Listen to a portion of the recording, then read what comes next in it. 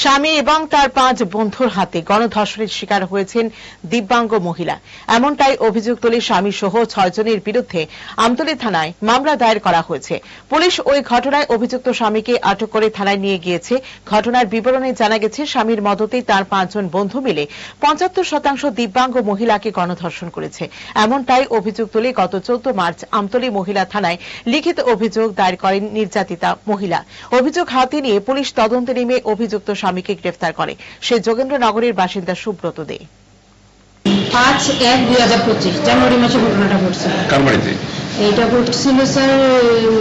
কি কয়, তরুণজ্যোতি সাহার বাড়িতে।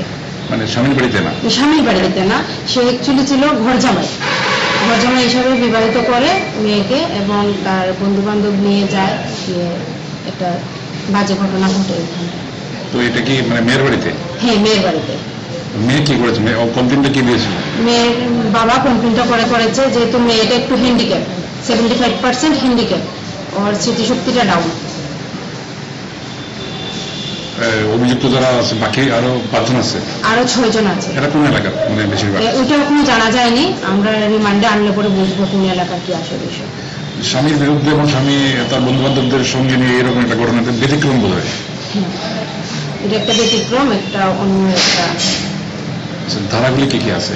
ধারাগুলি ছিল 6442 close K oblique 70 close 1 oblique 74 oblique 115 close 1